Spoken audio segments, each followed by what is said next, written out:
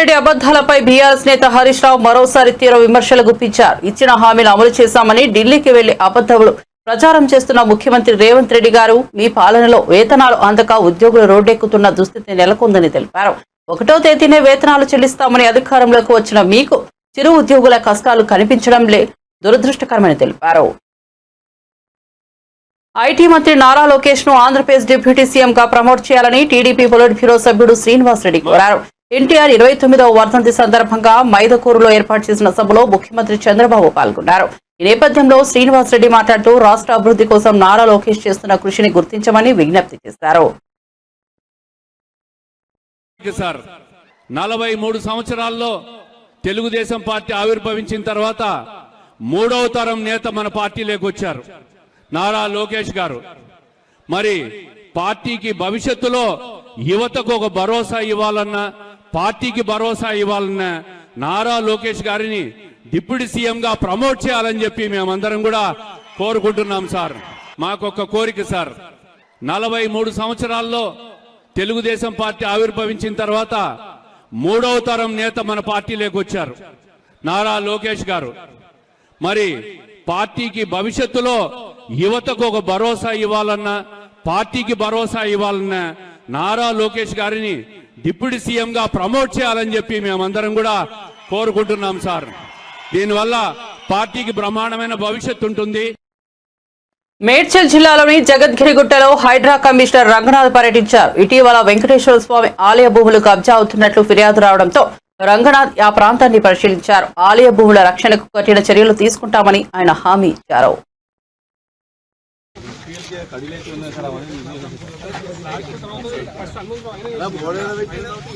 బాలకృష్ణ అంటే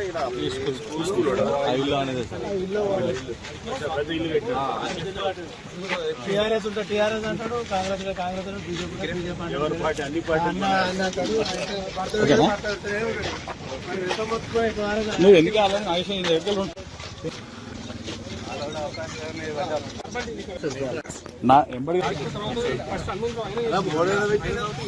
బాలకృష్ణ అంటే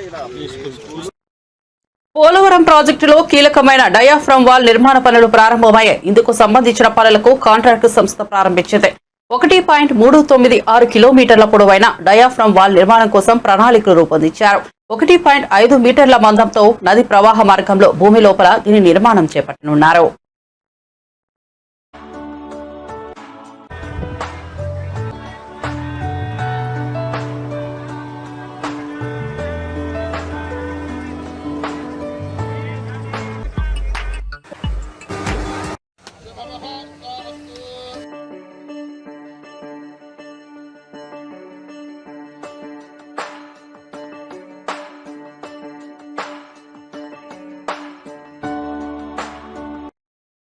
ఎన్టీఆర్ వంటి వారికి మరణం ఉండదని ఆయన కుమారుడు హిందూపురం ఎమ్మెల్యే బాలకృష్ణ అన్నారు.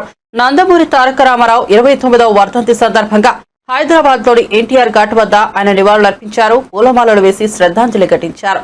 అనంతరం మీడియాతో మాట్లాడిన బాలకృష్ణ కష్టజీవుల కన్నీళ్లు, అన్నార్తుల ఆకలి నుంచి టీడీపీ పుట్టిందని తెలిపారు. పేదలకు ఉపయోగపడే పథకాలను ఎన్టీఆర్ ప్రవేశపెట్టారని గుర్తు చేశారు.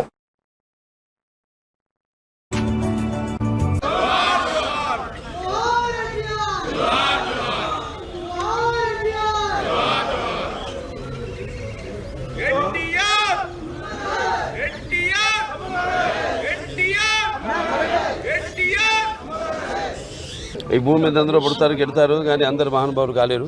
ఒక మనిషి మహోన్నత విజయపథంలోకి నడవాలంటే, అత్యున్నత శిఖరాలకు ఎదగాలంటే సంకల్పం కావాలి, అకుంఠ దీక్ష పొందాలి, నీ దారిలో నువ్వు నడవాలి అని మా నాన్నగారు నాతో ఎప్పుడు చెప్తుండేవారు. ఎన్నో సందర్భాల్లో నేను చెప్పడం జరిగింది.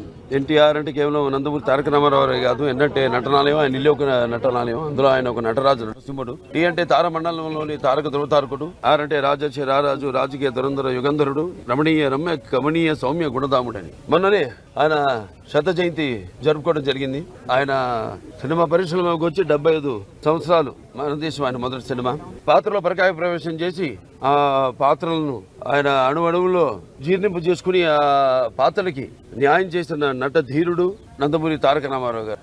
ఎక్కడ చూసినా కూడా అటువంటి నట ధీరుడు, లేకపోతే నటచారుడు, లేకపోతే నట ధీరుడు ఎక్కడా మనకి కానరాడు అని నేనే కాదు, ప్రతి ఒక్కడు చెప్పుకుని తీరుతారు, ఒప్పుకుని తీరుతారు. ప్రతి తెలుగు వాడిని బయటికి తీసుకొచ్చి నేను తెలుగు వాడిని అని చెప్పే సత్తా ధైర్యం ఇచ్చిన తెలుగు తేజం నందమూరి తారక రామారావు గారు. మరి తెలుగుదేశం పుట్టింది శ్రామికుడి చెమటలో నుంచి, కార్మికుడి కరిగిన కండరాల్లో నుంచి, రైతు కూలీల రక్తంలో నుంచి, నిరుపేదల కంటి మంటల్లో నుంచి, కష్టజీవుల కన్నీళ్లలో నుంచి అని ఆనాడు అన్నార్థుల ఆక్రందనలో నుంచి అంటూ తెలుగుదేశం పిలుస్తుంది రా కదిలిరా అని తెలుగుదేశం పార్టీని పెట్టి మరి ఆనాడు ఒక విప్లవం తీసుకొచ్చారు ఆయన. అలాగే రాజకీయాల్లోకి వచ్చాక ఎన్నో సాహసోపేతమైన పథకాలను అమలు చేశారు. అవి ప్రజలకు ఉపయోగపడేవి, అలాగే ఎంతో సానుకూలమైనవి కూడా. అలాగే ఎన్టీఆర్ అంటే ఆయన నడిచిన మార్గమే భగవద్గీతలో సాగిన ఒక గొప్ప జీవితం. అందుకే ఆయన అందరి గుండెల్లో శాశ్వతంగా నిలిచిపోయి ఒక నిత్యామృతాన్ని తాగిన దేవుడిలా మారాడు. అటువంటి వాళ్ళకి మరి మరణం ఏది? ఆయన ఎప్పుడు నిత్యం వెలిగే ఒక మహత్తర జీవిత విధానం. టీడీపీ సీనియర్ నేత జేసీ ప్రభాకర్ రెడ్డిపై ఫిలిం ఛాంబర్ మాకు నటి మాధవిలత ఫిర్యాదు చేశారు. ఆయన తన పట్ల దారుణంగా మాట్లాడారని ఫిర్యాదులో పేర్కొన్నారు. వ్యక్తిత్వ హననం చేస్తూ సినిమా వాళ్లపై ఆరోపణలు చేయడం సరికాదని ఆమె అన్నారు. జేసీ ప్రభాకర్ రెడ్డి క్షమాపణ చెబితే సరిపోదని మాధవిలత తెలిపారు. ఆయనపై న్యాయ పోరాటం చేస్తానని అన్నారు. ఆయన వ్యాఖ్యలపై సినిమా పరిశ్రమ స్పందించకపోవడంతోనే ఫిలిం ఛాంబర్ లో ఫిర్యాదు చేసినట్లు నటి పేర్కొన్నారు. ఇక ఫిర్యాదు చేయడానికి ముందు మాధవిలత తన ఇన్స్టాగ్రామ్ ఖాతాలో న్యాయం కోసం నా పోరాటం అంటూ ఓ పోస్ట్ కూడా పెట్టారు. వాళ్ళంటే ఒక రకంగా అంటే నేను ఆ పదం ఇప్పుడు నేను మీ ముందు యూజ్ చేయలేను, కానీ జేసీ ప్రభాకర్ రెడ్డి ఒక సీనియర్ పాలిటీషియన్. ఆయన ప్రస్తుతం అలయన్స్ ప్రభుత్వంలో ఉన్నారు. గతంలో మాజీ ఎమ్మెల్యేగా కూడా చేశారు. ప్రస్తుతానికి వాళ్ళ కొడుకు తాడిపత్రి ఎమ్మెల్యేగా చేస్తున్నారు. Municipal chairman commission of Tadipatri కూడా ఉన్నారు. సో వారు నా మీద అనవసరమైన వ్యాఖ్యలు చేశారు. మహిళల సంరక్షణ కోసం నేను మాట్లాడడం మాత్రమే జరిగింది తప్ప నేను ఎవ్వరి పేర్లు కూడా మెన్షన్ చేయలేదు. ఎప్పట్లాగే సోషల్ అవేర్నెస్ కోసం నేను వీడియోస్ చేస్తూ ఉంటా. సినిమా ఇండస్ట్రీలో చాలామంది అమ్మాయిలకు జరుగుతున్న అన్యాయాల మీద నేను ఎన్నోసార్లు మాట్లాడాను కూడా, కానీ సినిమా ఇండస్ట్రీ ఎప్పుడు కూడా నేను మాట్లాడింది కండెమ్ చేయలేదు. అండ్ శివబాలాజీ గారికి, మాదల్ రవి గారికి కాల్ చేయడం జరిగింది. సినిమా ఇండస్ట్రీ అమ్మాయిని అయినందుకు నన్ను పని కట్టుకొని ఇలా అన్నారు. సినిమా షూటింగ్స్లో పూలు చల్లుకోవడం వల్ల వాళ్ళు నేకెడ్గా ఉంటారు అన్న ఒక విషయాన్ని కూడా ఆయన ప్రస్తావించి బాడీ షేమింగ్ చేయడం కానీ, సినిమా క్రియేటివిటీని కించపరచడం కానీ, లేకపోతే సినిమా వాళ్ళు అంటే ఒకసారి సినిమా చేసి మానేస్తే, లేకపోతే సినిమాలు చెయ్యాలంటే కూడా వాళ్ళు ప్రాస్టిట్యూషన్ కిందే లెక్క కడతారు, లేకపోతే వాళ్ళు అదే చేసి బతుకుతుంటారు, బ్రతుకుదెరుకు వాళ్ళకి అదే బ్రతుకుదెరు అని ఆయన పదే పదే మాట్లాడడం. క్షమాపణ 2 రోజుల తర్వాత చెప్పినా సేమ్ ఇష్యూ మళ్ళీ చెప్పారు. వాళ్ళు ఏదో బతుకుదెరువు కోసం చేసుకుంటూ ఉంటారు, కానీ నేను అనకూడదు. సో సినిమా వాళ్ళంటే ఇంకా బతకడానికి ఇంకా వేరే పనేం లేదు. నా పార్టీకి నేను సినిమా ఇండస్ట్రీలో ఈ మధ్యకాలంలో సినిమాలు చేయట్లేదు. నేను బెంగళూరులో జాబ్ చేసుకుంటూ అక్కడ బ్రతుకుతూ ఉంటే నన్ను పుల్ చేసి ఇలాంటి మాటలు మాట్లాడడం నాకు చాలా చాలా బాధ కలిగించింది. శివ గారికి ఎప్పుడైతే నేను కాల్ చేశానో ఇలా నాకు మన సినిమా ఇండస్ట్రీ నుంచి కండెమ్ చేయాలని అడిగితే చాలా వెంటనే స్పందించారండి. 15 సంవత్సరాలుగా శివబాలాజీ గారు కానీ, మాదల్ రవి గారు నాకు మంచి సన్నిహితులు. బట్ ఇక్కడికి వచ్చేసరికి స్నేహితులు అన్నది ఇంపార్టెంట్ కాదు. ఎందుకంటే మాకు కొన్ని బైలాస్ ఉంటాయి. దాని ప్రకారం మాత్రమే వాళ్ళు ఏదైనా యాక్షన్ తీసుకోగలరు. పర్సనల్ ఇష్యూస్ అన్నది ఇక్కడ తీసుకోరు. ఇది సినిమా ఇండస్ట్రీకి సంబంధించింది. నేను ఇక్కడ సినిమాలు చేశాను కాబట్టి దానికి ఏం కావాలని మొత్తం ఆయన స్టోరీ విన్న తర్వాత హీ సెడ్ ఓకే, ఇది తప్పకుండా నేను రిసీవ్ చేసుకుంటానని చెప్పారు. థ్యాంక్ యూ శివ గారు, థ్యాంక్ యూ సో మచ్. అలాగే మంచు విష్ణు గారితో కూడా మాట్లాడడం జరిగింది. హీ సెడ్ ఓకే అని చెప్పారంట. వెంటనే రెస్పాండ్ అయ్యారు, వితిన్ సెకండ్స్లో రెస్పాండ్ అయ్యారు. చాలా చాలా థ్యాంక్స్. ఎందుకంటే నేను ఈ విషయంలో నిజంగా థ్యాంక్ యూ చెప్పుకోవాలి. రవి గారు థ్యాంక్ యూ అండి. I fight for justice. నాకు ఇలాంటి మాటలు నన్నే కాదు, ఫర్దర్గా ఏ అమ్మాయిని కూడా సినిమా ఇండస్ట్రీలో బయటికి వెళ్ళి పని చేసుకోవడానికి మాకంటూ గౌరవం కావాలన్నదే నా ముఖ్య ఉద్దేశం. అంతకంటే ఇంకేమీ లేదు. ఎన్టీఆర్ 29వ వర్ధంతి సందర్భంగా ఆయన కుమార్తె బీజేపీ ఏపీ అధ్యక్షులు పురంధేశ్వరి విజయవాడ పటమటలోని ఎన్టీఆర్ విగ్రహానికి పూలమాలలు వేసి నివాళులర్పించారు. మరణం లేని జనం ఎన్టీఆర్ది అంటూ ఆయన వ్యక్తిత్వాన్ని పురంధేశ్వరి ఘనంగా కొనియాడారు. మహనీయులు నందమూరి తారక రామారావు గారు చలనచిత్ర రంగంలోకి వారి రాకముందు చలనచిత్ర కళాకారుల్ని కేవలం మొహానికి రంగులు వేసుకునే వారిగా పరిగణిస్తూ చిన్న చూపు చూస్తున్నటువంటి పరిస్థితుల్లో వారు చలనచిత్ర రంగంలోకి వచ్చి వారి పట్టుదల, వారి క్రమశిక్షణ, వారి అంకితభావం మాధ్యమంగా చలనచిత్ర కళాకారులకి గౌరవాన్ని వారు తీసుకుని రావటం జరిగింది. అది మాత్రమే కాకుండా ఇప్పటికీ సైతం, ఈ రోజుకి సైతం, ఈ క్షణానికి సైతం రాముడన్నా, కృష్ణుడన్నా, రావణాసుడన్నా, దుర్యోధనుడన్నా ముందుగా గుర్తుకు వచ్చేది, మన కళ్ళ ముందు కట్టినట్టు కనపడేది వారి రూపమే. అదేవిధంగా ప్రజా జీవితంలోకి వచ్చిన తర్వాత అధికారం అన్నది కేవలం అధికారం చెలాయించడానికి మాత్రమే కాదు, అధికార మాధ్యమంగా ప్రజాసేవ ఏ విధంగా చేయవచ్చు, నిజమైనటువంటి సంక్షేమాన్ని ప్రజలకు అందించినటువంటి మహనీయులు నందమూరి తారక రామారావు గారు.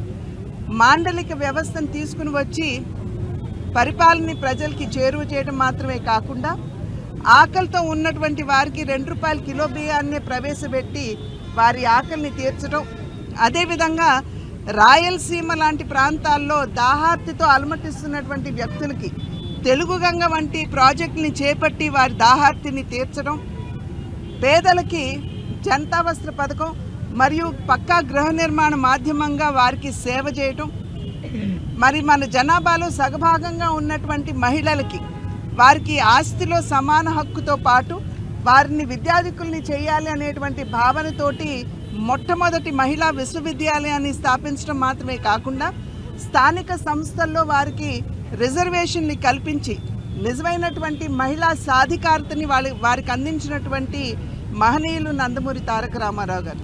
కనుకనే వారు అంటే ఈ రకంగా చూసుకున్నట్లయితే అనేక సంస్కరణ వారు చేయటం కూడా జరిగింది. నిస్వార్థ ప్రజాసేవకి నిలవెత్తు నిదర్శనం నందమూరి తారక రామారావు గారు. కనుకనే నేటికి సైతం ఇవాళ వారు పరంపదించి 29 సంవత్సరాలు అయినప్పటికీ కూడా నేటికి సైతం ప్రజలు వారి హృదయ పీఠిక మీద వారిని ప్రతిష్ఠించుకుని ఇప్పటికీ ఈ క్షణం వరకు కూడా వారిని ప్రేమించి అభిమానిస్తున్నారంటే అది నిజంగా వారు కేవలం మాట నినాదాలకి పరిమితం కాకుండా, ఎందుకంటే సమాజమే దేవాలయం పేదవాడే దేవుడు అన్నది వారి నినాదం మాత్రమే కాదు, వారి విశ్వాసం కూడా. అందులోనూ ఆంధ్రుల ఆత్మగౌరవాన్ని ఒక ప్రత్యేకమైనటువంటి గుర్తింపు, అంటే ఆంధ్రులకి ఒక ప్రత్యేకమైనటువంటి చరిత్ర ఉన్నది అనేటువంటి విషయాన్ని కూడా విశ్వ వేదిక మీద చాటినటువంటి సందర్భంలోనే నేటికి సైతం తెలుగువారు వారిని దేవుడిగా కొలుస్తున్నారు అని చెప్పి భావిస్తూ జన్మ జన్మలకి వారి బిడ్డగా పుట్టాలనేటువంటి వరాన్ని ఆ భగవంతుడు నాకు అందివ్వాలని చెప్పి ప్రార్థిస్తున్నాను. ఎన్టీఆర్ 29వ వర్ధంతి సందర్భంగా ఏపీ మంత్రి నారా లోకేష్, నారా భువనేశ్వరి ఎన్టీఆర్ ఘాట్ వద్ద నివాళులర్పించారు. నాయకుడిగా, సీఎంగా ప్రజలకు ఆయన చేసిన సేవలను గుర్తు చేసుకున్నారు. అనంతరం లోకేష్ మాట్లాడుతూ ఎన్టీఆర్ కు తప్పనిసరిగా భారతరత్న వస్తుందని ఆశిస్తున్నట్టు చెప్పారు. ఎన్టీఆర్ స్ఫూర్తితో తెలుగు ప్రజల కోసం అహర్నిశలు పనిచేస్తామన్నారు. తెలంగాణలో పార్టీ పునర్నిర్మాణంపై చర్చిస్తున్నామని, త్వరలోనే భవిష్యత్ కార్యాచరణ ప్రకటిస్తామని లోకేష్ తెలిపారు. రాజకీయాల్లోకి వచ్చిన తర్వాత కేవలం 9 నెలల్లో ఒక ప్రభంజనం సృష్టించి తెలుగుదేశం పార్టీని అధికారంలోకి తీసుకొచ్చిన వ్యక్తి అన్నా ఎన్టీఆర్. ముఖ్యమంత్రి అయిన తర్వాత కూడా 2 రూపాయల కిలో బియ్యం కానివ్వండి, పటేల్ పట్వారీ వ్యవస్థ రద్దు చేస్తాం కానివ్వండి, మహిళలకి ఆస్తుల్లో సమాన హక్కు కల్పిస్తాం కానివ్వండి, ఇట్లా అనేక సంస్కరణలు తీసుకొచ్చారు అన్నా ఎన్టీఆర్. అన్నా ఎన్టీఆర్ వల్లనే ఈరోజు తెలుగులో తలెత్తుకుని తిరిగే పరిస్థితి వచ్చింది.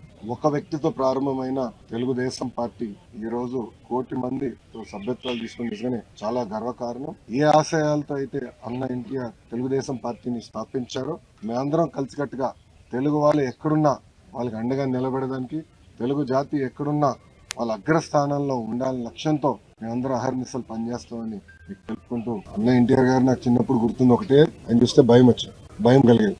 ఎందుకంటే ఆయన ఒక పెద్ద పర్సనాలిటీ. మనవాడైనా ఆప్యాయంగా పిలిచినా ఇంట్లో మాకు చెప్పి పంపించారు, ఎవరి దగ్గర పెట్టుకో, పిచ్చి పనులు చేయొద్దని. కొంచెం అల్లరి ఎక్కువ నేను చిన్నప్పుడు. ఆయన చూసినప్పుడు ఎప్పుడు భయపడుతూ ఉండేవాళ్ళు. కానీ మనవాడు కానీ మనవరాలు కానివ్వండి అందరూ దగ్గర తీసుకునేవారు, ప్రేమగా చూసేవారు. మేము అందరం చిన్న వయసు కలిగిన వాళ్ళం. ఆయన ఏ ఆశయాలతో అయితే పార్టీని స్థాపించి, ఏ ఆశయాలతో అయితే పార్టీని నడిపించారో మాకు ఇప్పుడు కూడా తెలుసు. ఇటు తెలంగాణ కానివ్వండి, అటు ఆంధ్రాలో కానివ్వండి సీనియర్ నాయకులు ఉన్నారు. వాళ్ళందరూ మాకు గుర్తు చేస్తూ ఉంటారు. మేము ఎప్పుడు దారి తప్పితే మాకు 2 ముట్టకాయలు వేసి మళ్ళీ దారిలో పెడతారు మళ్ళీ. సో మాకు ఆ కమిట్మెంట్ ఉంది. ఏ ఆశయాలతో అయితే పార్టీని స్థాపించారో అదే ఆశయాలతో పార్టీని మేము ముందుకు తీసుకెళ్తాం. పాతగా అన్నగారితో ఉన్న నాకు బెస్ట్ మెమరీ అంటే, ఒకసారి ఆయన మేమందరం హ్యాబిట్స్లో ఆయన ఉన్నప్పుడు మమ్మల్ని బయటికి తీసుకెళ్ళండి అని మేమందరం కోరాం. మనోడు మనవరాలు మేము 10 మంది ఉంటే మేమందరం గొడవ పెట్టి మీరు మమ్మల్ని బయటికి తీసుకెళ్ళాలి. అప్పుడు ఆయన ముఖ్యమంత్రి. ఆయనకు పెద్ద బండి ఉండేది, ప్యాకెడ్ అని, ఇప్పుడు కూడా ఉంది మా మామయ్య గారి దగ్గర. ఆయన నేనే నడుపుకుంటే తీసుకెళ్తానని ఏమో స్పీడ్గా వెళ్ళారు. మేము గండిపేటకి వెళ్తుంటే లెఫ్ట్కి వెళ్ళాలా రైట్కి వెళ్ళాలని డౌట్ వచ్చింది. సగం మంది మేము లెఫ్ట్ అన్నా, సగం మంది రైట్ అన్నా. ఆయన తీసుకెళ్ళి సెంటర్లో కుదిరారు. ఇప్పుడు కూడా నేను మర్చిపోలేను, ఎందుకంటే యాక్సిడెంట్ కారణం మేమందరే. మనోడు మనవరాలు వెనకాల కూర్చున్నాను. అట్లా అనేక మంచి మెమరీస్ పెద్ద ఇంత మాకు. సార్ ఎన్టీఆర్ గారి శత జయంతి ఉత్సవాలు ఇప్పటికే పూర్తయ్యాయి. భారతరత్న డిమాండ్ అనేది అది ఇంకా అలాగే ఉంది. ఏ విధంగా ముందుకెళ్ళున్నారు సార్? ఆ డిమాండ్ ఉంది. మా జాతీయ అధ్యక్షులు వారు చంద్రబాబు నాయుడు గారు దానిపైన స్పష్టంగా ఈరోజు కూడా మారుతారు. ఆ డిమాండ్ ఉంది. మేము కేంద్ర ప్రభుత్వంతో కూడా మారుతున్నాం. తప్పనిసరిగా అన్న ఎన్టీఆర్కి భారతరత్న ఇస్తారని మేము ఆశిస్తాం. ఆనాడు ఉమ్మడి రాష్ట్రంలో ఉన్నప్పుడు విశాఖ ఉక్కు, ఆంధ్రుల హక్కు అనే ఉద్యమం జరిగింది. అందరం అంటే తెలంగాణ కానీ అటు ఆంధ్ర రాష్ట్ర ప్రజలు కానీ కలిసికట్టుగా పోరాడి ఉక్కు ఫ్యాక్టరీ సాధించారు. ఆ ఉక్కు ఫ్యాక్టరీ గతంలో వాజ్పేయి గారు ప్రధానమంత్రిగా ఉన్నప్పుడు ఇట్లానే పరిస్థితి వస్తే ఆనాడు బాబు గారు, ఎర్రంనాయుడు గారు సంప్రదింపులు చేసి Visakha ఉక్కుని కాపాడుకున్నారు.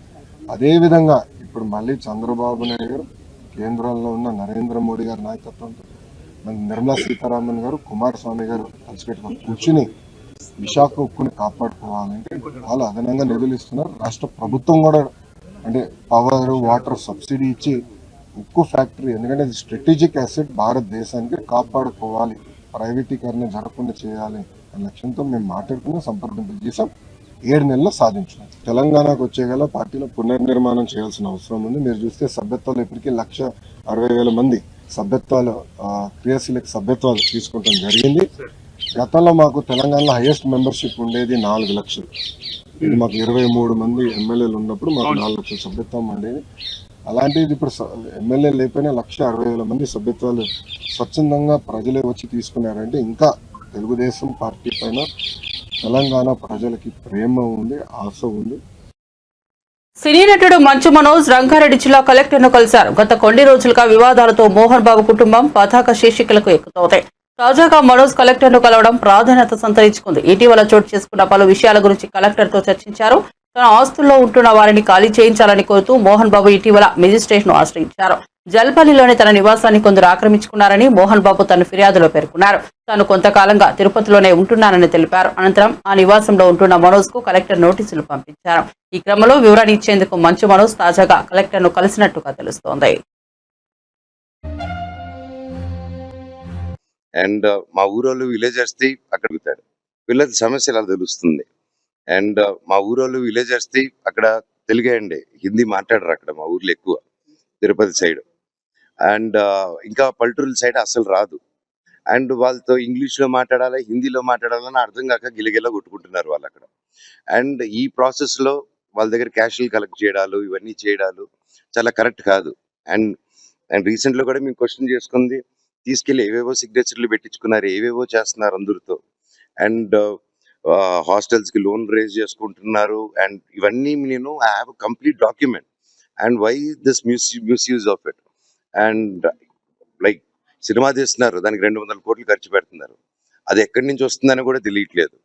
So these are all my questions. And ఇది ఎలాగా అనేది మీరు చెప్తే ఒకరిని నిలబెట్టేదానికి ఇంతమంది స్టూడెంట్స్ని, ఇంతమంది లోకల్ విలేజర్స్ని వాళ్ళ కష్టాన్ని మీద కొడతాం అనుకుంటే మాత్రం ఇది చాలా కరెక్ట్ కాదు. ఇది కూర్చొని మాట్లాడదాము.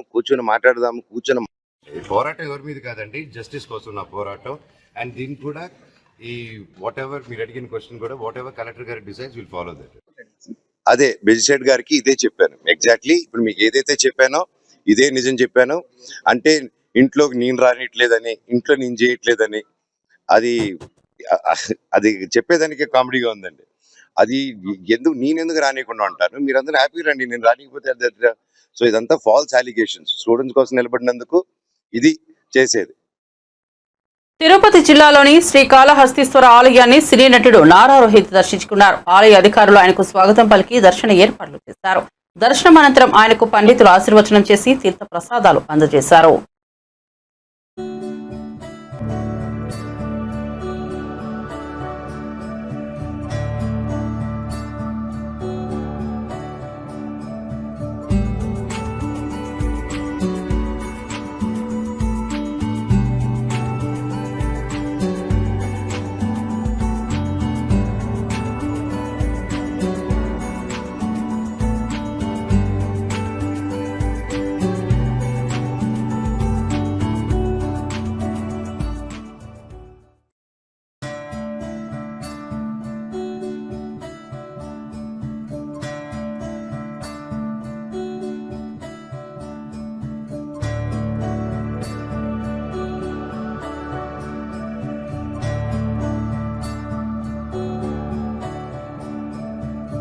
రాష్ట్ర ఉప ముఖ్యమంత్రి పవన్ కళ్యాణ్ గుంటూరు జిల్లా పెదకాకారి మండలం నంబూరు గ్రామంలో స్వచ్ఛాంధ్ర స్వచ్ఛ దివస్ కార్యక్రమంలో పాల్గొన్నారు. గ్రామంలోని సాలిడ్ వేస్ట్ మేనేజ్మెంట్ కేంద్రాన్ని పరిశీలించారు. చెత్త సేకరణ, నిర్వహణ, సంపద సృష్టి తదితర అంశాలను అధికారులను అడిగి తెలుసుకున్నారు. గ్రామ స్థాయిలో చెత్త సేకరణకు ఏర్పాటు చేసిన వాహనాలను పవన్ కళ్యాణ్ ప్రారంభించి స్వయంగా నడిపారు. స్వచ్ఛ ఆంధ్ర స్వచ్ఛ దివస్ కార్యక్రమం ప్రారంభోత్సవంలో భాగంగా మొదటి విడతగా గ్రామ స్థాయిలో ఏళ్ల తరబడి పేరుకుపోయిన చెత్తను తొలగించారు.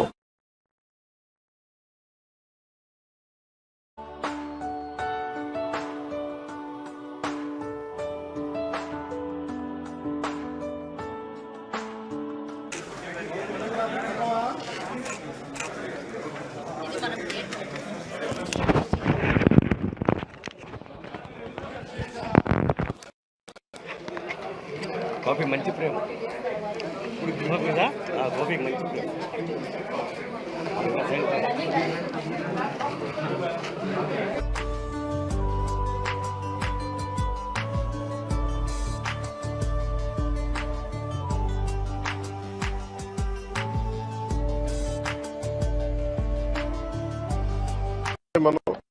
ఈరోజు మనం చూస్తే మనం ఏదైతే మనం తినిపడేసిన వ్యర్థాలు అయితే ఏవైతే ఉన్నాయో ఒక్కొక్కటి చూస్తూ ఉంటే ఒక్కొక్కటి చెత్తని కూడా చూస్తే ఒక్కొక్కటి కిలో 15 రూపాయలకి అమ్మగలిగి దాని నుంచి వర్మీ కంపోస్ట్ తయారు చేయడం రకరకాల సంపదని సృష్టించే మార్గాలు చాలా ఉన్నాయి. అవన్నీ పర్యవేక్షించాం. ఇవన్నీ సో దాంట్లో భాగంగా ఇది ప్రతి ఒక్కరూ ప్రేరణగా ఆదర్శంగా తీసుకోవాలని ఈ కార్యక్రమం సాగుతూ ఉంది.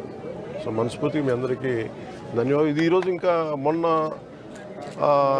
కృష్ణా వరదల సమయంలో నిలబడ్డ కార్మికులందరికీ కూడా ఈరోజు సన్మానం చేయడం జరిగింది. దాదాపు 35 మందికి. నేను ఇది ఆల్రెడీ స్టార్ట్ చేసాం లాంగ్ బ్యాకే. ప్రత్యేకించి ఈ క్లాప్ మిత్రాస్ జీతాలు పెంచాలి అనేది కూడా చాలా రోజుల నుంచి ఉంది. క్లాప్ మిత్ర జీతాలు రావడానికి కూడా ఆ రోజు మేము ప్రిన్సిపల్ సెక్రటరీ శశిభూషణ్ గారు ఉన్నారు, మొత్తం వీళ్ళందరి దగ్గర నుంచి తీసుకొని ముందుకు తీసుకెళ్లి క్లాప్ మిత్రకు సకాలంలో జీతాలు గత ప్రభుత్వంలో బకాయిలు ఉన్న జీతాలను కూడా వెంటనే చెల్లించడం జరిగింది. అలాగే నా దృష్టికి తీసుకొచ్చింది ఎంపీడీఓ గారు కానీ మిగతా ఉన్నతాధికారులు ప్రతి ఒక్కరు కూడా వాళ్ళ జీతాలు పెంచాలనే ఒక ఇది ఉందని రిక్వెస్ట్ ఉందని అడుగుతా ఉన్నారు. దాన్ని ఖచ్చితంగా పరిశీలిస్తామని చెప్తాం. సార్, పారిశుద్ధ్య కార్మికులకి చాలా మంది ఇంకా టెంపరీగా చేస్తున్నారు, చాలా ఇబ్బందులు పడుతున్నారు. మురుగు కలెక్ట్ చేయడం అనేది మనం జనరల్గా పబ్లిక్ అసలు ఆలోచించడానికి ఇష్టపడరు. అలాంటి మురుగును వాళ్ళు డైలీ కలెక్ట్ చేసి గ్రామాలు చూపుతున్నారు. వాళ్ళ సమస్యల పరిష్కారం విధంగా ప్రత్యేకించి ఇది